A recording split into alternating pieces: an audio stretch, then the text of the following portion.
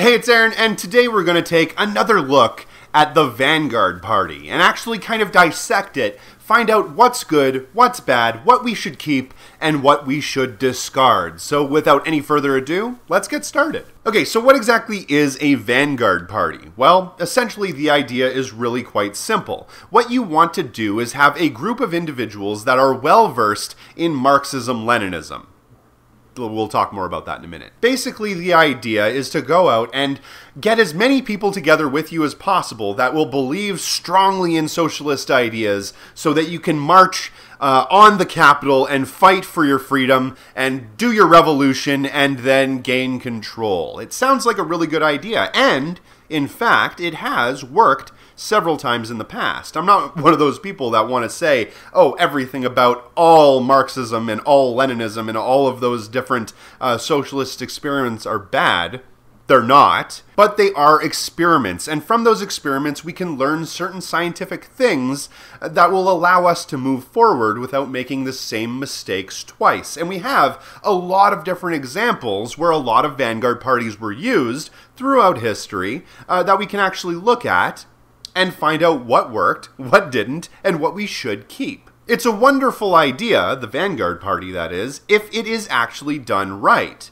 But unfortunately, because of the structure, the way that it's been conceived, it's not really ever done properly. And I say properly, but I realize that there are a lot of different ways that everything can be done, and it wasn't necessarily done improperly. It's just, I think that we can probably think of better ways to do it, especially in our modern day society. Okay, so what's the main problem with a Vanguard Party? Well, I would argue that the main problem with it is that it's very, very susceptible to people infiltrating and co-opting it so they can gain control for themselves. Even if a Vanguard Party has the best of intentions and they don't want to ever have anybody specifically gain dictatorship or rule or control over all of the people, they want the people themselves to have control. Having a Vanguard Party really does introduce that element, that ability for these people to gain a certain amount of control.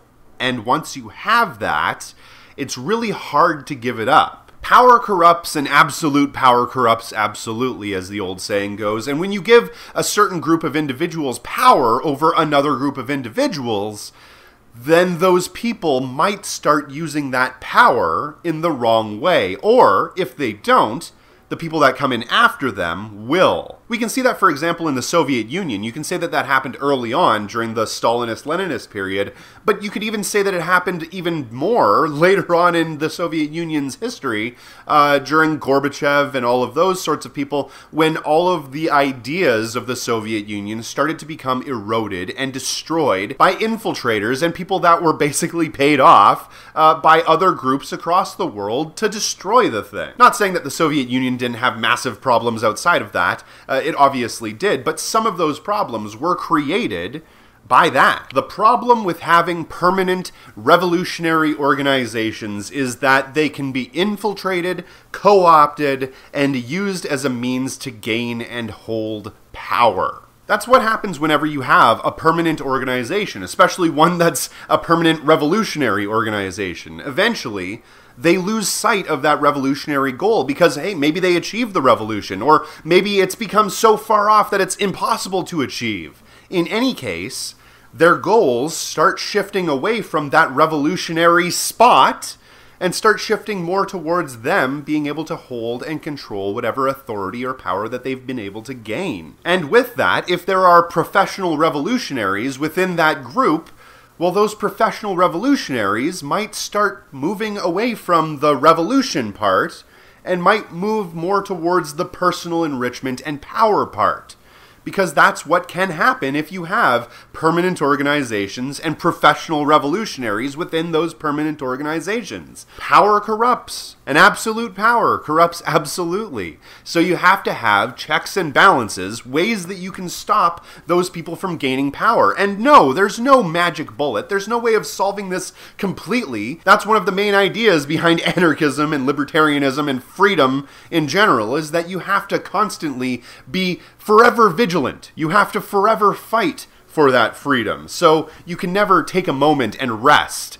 in the fight for freedom. And you have to always be making sure that people that get any sort of position where they could gain control or gain power are kept in check, kept in balance. And that just doesn't mean writing it on a piece of paper on a fucking constitution someday and hoping that people are going to abide by that, because as we can see in the United States, people don't abide by the Constitution. But we have to actually put real checks and balances in the way so that people can't gain any sort of control or any sort of power over everybody else. And to do that, we eliminate the idea of having permanent organizations and professional revolutionary. Okay, so how does this work? Well, something that we can do now that we couldn't have done hundreds of years ago is we can decentralize these groups. We no longer have to have that central organization, that central Vanguard Party, to do all of the work that the people themselves can do. And we can do that by actually working together, confederating, if you will, watch my video on democratic confederalism, through means like the internet. We have the ability to individually talk to and respond to and interact with and engage with and organize with every single person across the entire world. We don't have to rely on a specific group of people that have a specific set of knowledge and skills to inform everybody else on how to live. Now we can do that through education and through propagandizing on the internet. I'm doing it right now. And the best part is that I'm actually reaching more people today with one of my videos than even the Communist Manifesto did when it first was released. I think the Communist Manifesto first released in Germany, now I might have my numbers a little bit wrong here, with 1,000 initial copies. 1,000 initial copies. Somebody like ContraPoints gets hundreds of thousands of views every single video. I personally get thousands and thousands of views every time I put out a video, and that's amazing. That's incredible reach. That's making its way to all kinds of people. And decentralization is wonderful because it's unable to be infiltrated, or at least it's a lot harder. When you decentralize all of the different groups, they're not working for one specific organization. They're all independently doing their own things. It's a great idea because you can't infiltrate every single group across the entire world. It's impossible. You would need almost as many people to infiltrate those groups as there are groups in general. And even though those groups might work together somewhat, they are wholly independent of themselves and mainly focusing on education, agitation, and organization.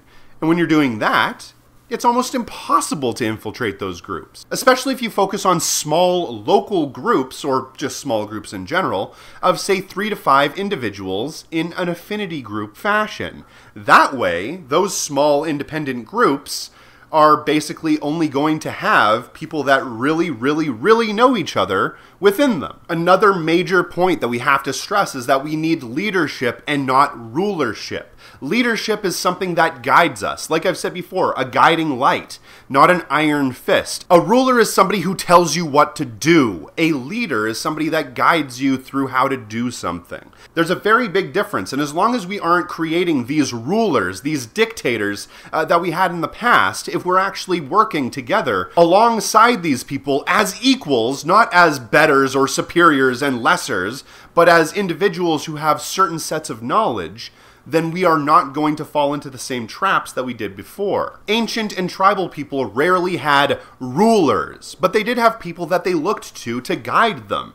They had spiritual advisors, or medicine men, or tribal chiefs, or whatever it is. These people weren't necessarily the king, the ruler of the entire land. They were more often somebody that they looked to for strength, for guidance, for leadership, for a guiding light. Somebody that had a little bit more knowledge, or a little bit more information, or a little bit more know-how than all of the other people.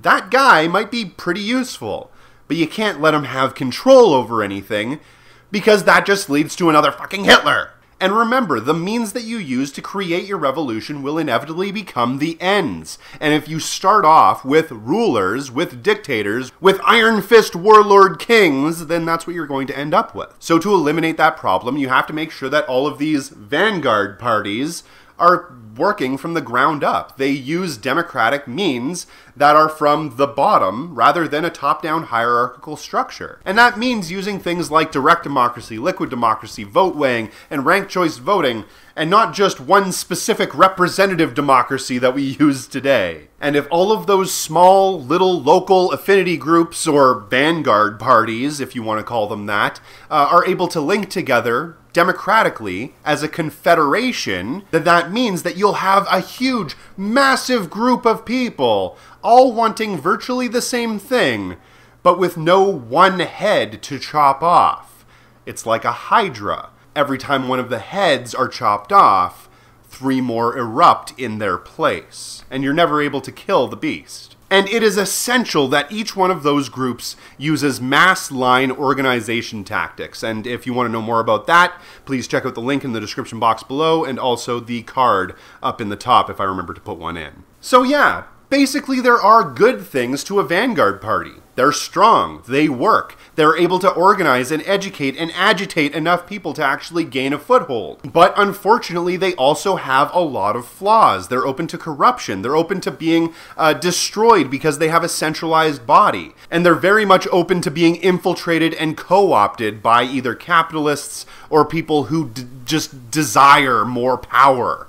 And those are serious problems. And we fix those problems through decentralization, leadership not rulership, smaller localized groups, a focus primarily on mass line organizing, confederating all of those groups together, and using ground-up direct democracy rather than top-down hierarchical structures. So essentially what we've done throughout this video is we've taken a look at a lot of the different socialist experiments that have happened throughout history, and we've taken a scientific lens to those experiments and tried to figure out ways that we could better them, to make them actually work in our modern day society with all of our hyper-sophisticated, technologically advanced systems that we currently work with.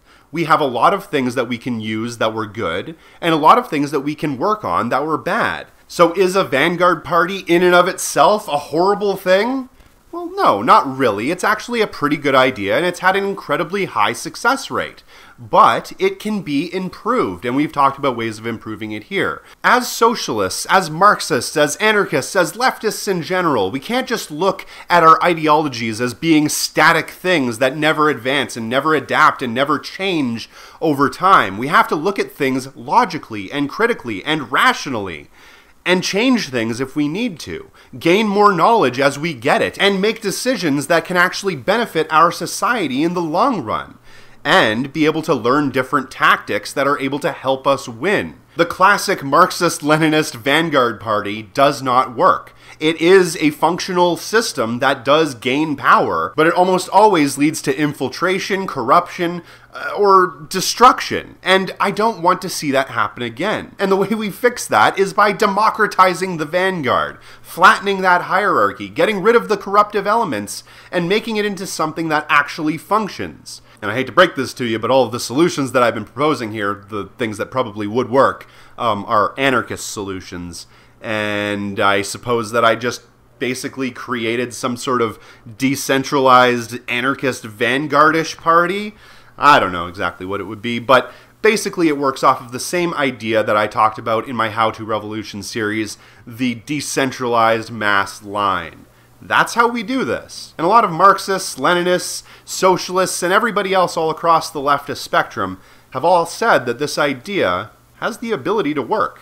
It's worked a lot of times in the past. And as long as we adapt it to our modern day 21st century world, there's a good chance we have a very high success rate.